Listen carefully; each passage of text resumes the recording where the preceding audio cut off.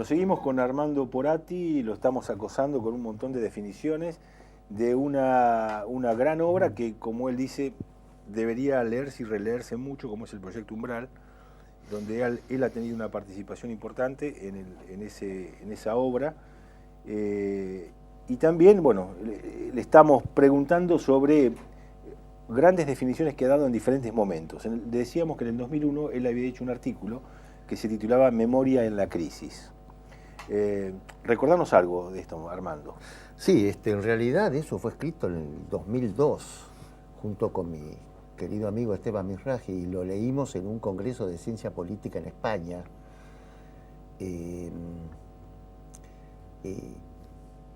A ver, básicamente quisiera recordar, ya que en memoria estamos, la situación en que fue escrito ese trabajo del que te estás acordando ahora, ¿no? 2002, plena crisis, plena manifestación de la crisis. En un panorama muy confuso, estábamos en el que se vayan todos, no sabía, es decir, a ver, decíamos hace un rato, en los 90 parecía que la realidad se había desvanecido bajo esa burbuja mediática, esa burbuja hiperreal, pero bueno, quedábamos algunos que teníamos una fe casi teológica en que la realidad dura existía por debajo de eso. Ahí la realidad rompió la burbuja, ¿no? Pero bueno, nuevamente estábamos desacostumbrados a que la realidad estuviera presente. No sabíamos muy bien cómo leerla. Aparte que éramos lectores y protagonistas, ¿no? La participación dirigida o no de ciertos sectores, la espontaneidad o no de las clases medias, qué pasaba con ellos, en fin, una serie de cosas bastante confusas. Ahí, aunque todavía no había yo, digamos, trabajado, madurado la idea de proyecto como luego está en el Umbral, más o menos en ese escrito estaba presente ya el núcleo, ¿no? Ahora, el trabajo del Umbral, recuerdo que fue terminado en primera redacción en febrero del 2008. ¿no? Y cuando lo voy a entregar para la imprenta, sucede lo que para mí sin duda alguna fue un golpe agromediático, ¿no? O sea, no fue una protesta, ni mucho menos, no fue un mero lockout. La llamada crisis del campo. Sí, la crisis del campo creo que estuvo pensada directamente, que incluso, a ver, año 2008. Hasta ahí yo no estaba seguro qué pasaba con el final del antiproyecto. Sí, toda la década del 90, sin duda alguna, fue el reinado del antiproyecto, el reinado legitimado, indiscutido. Ahí revienta, pero hay transiciones muy lentas. Rosas cae en 1852, el proyecto del 80 se consolida en el 80, hay como 30 años de gestación nada pacífica de esto. Entonces no veía muy claro cómo era el asunto, y menos en esas circunstancias. Menos en las circunstancias en que toda una serie de fuerzas que nacían para mí de la entraña del antiproyecto habían desplegado una estrategia una táctica que parecía exitosísima. Y en lo cual, en fin, mientras terminábamos de escribir esto, manteníamos permanentemente reuniones, un poco casi diría de reuniones de autoayuda, en cierto sentido, ¿no? Si vos terminás, el libro prácticamente claro. Termina con dos cuestiones que vos planteás. Porque el libro termina con tu artículo, ¿no? Sí.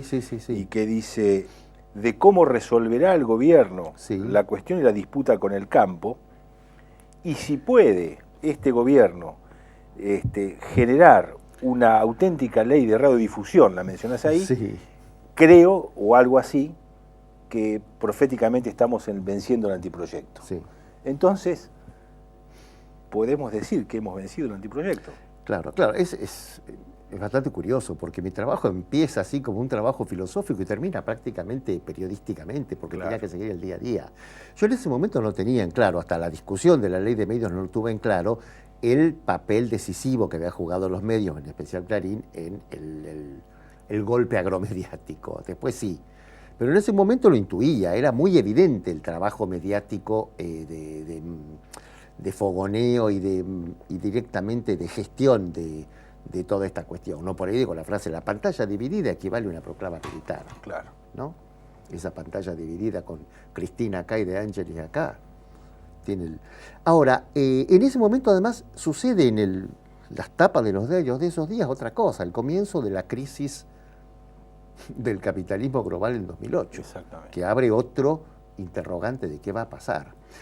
Viniendo de entonces acá, del 2008 al 2011,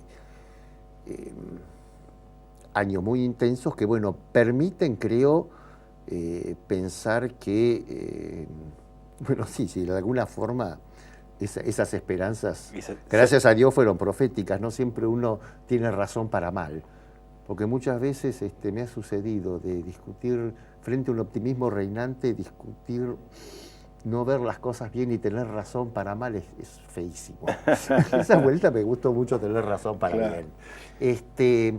Y creo que podemos, en esa zona de transición, poner dos fechas, ¿no? Una podría ser justamente la salida del caos del 2001-2002, con la presidencia de Néstor Kirchner.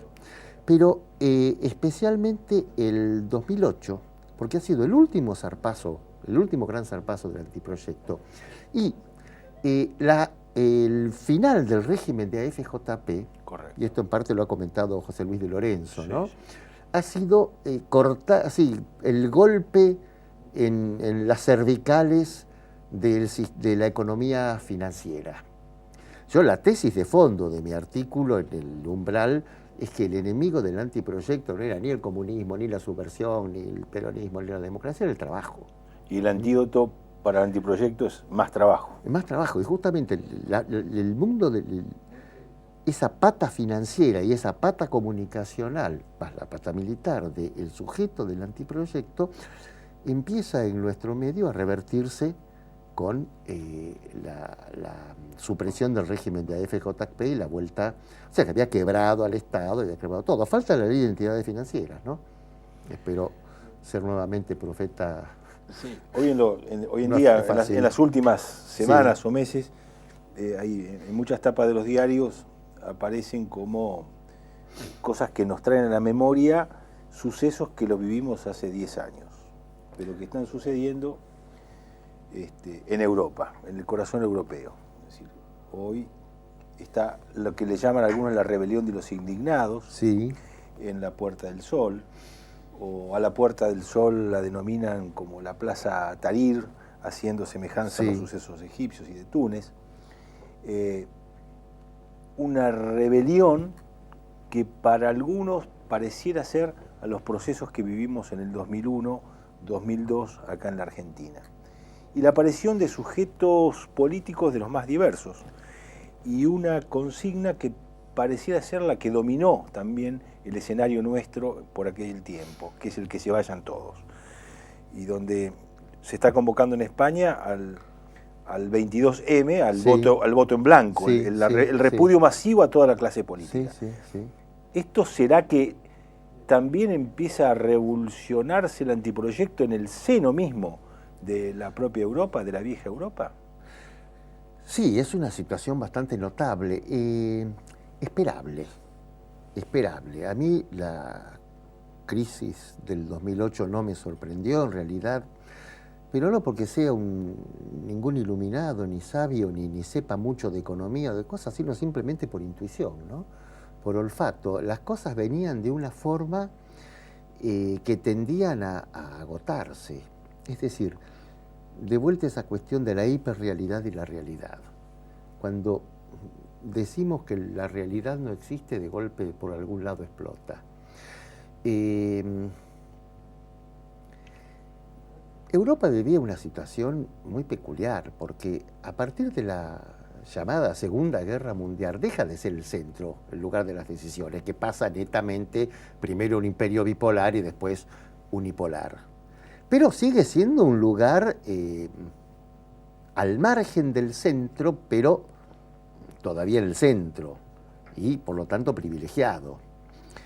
Que condiciones similares, una década más tarde, porque evidentemente en el lugar privilegiado produzcan efectos o sucesos similares, no me extraña.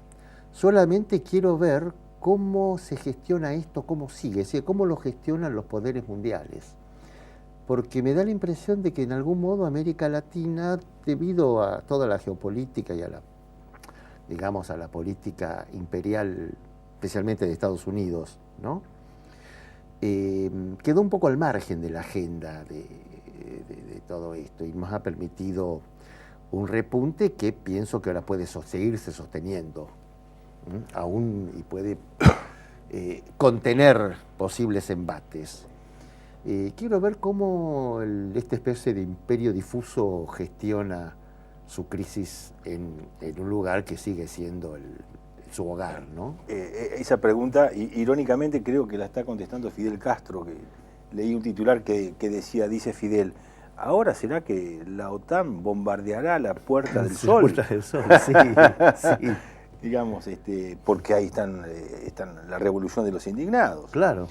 Así que, bueno, por lo menos tenemos un futuro expectante sobre lo que pasa en los sectores europeos que están, digamos, asediados y golpeados por la crisis, y que muchas veces observamos cierto grado de egoísmo hasta en las propias clases populares del centro, sí, para con lo que le pasa al sur. Sí. Y bueno, ahora están poniendo un poquito más la atención, y nuevamente, en el caso especialmente de Sudamérica, y dentro de Sudamérica, nuestro país, jerarquizan el desarrollo de cómo hemos enfrentado esta situación y cómo nos estamos parando ante el futuro. Armando, te agradecemos mucho que estés acá, que hayas estado. Es corto siempre el tiempo para charlar contigo, y bueno, seguiremos en algún otro programa para seguir profundizando sobre tus escritos en El Umbral. Como no, te agradezco a vos y a todo el equipo, y cuando quieran.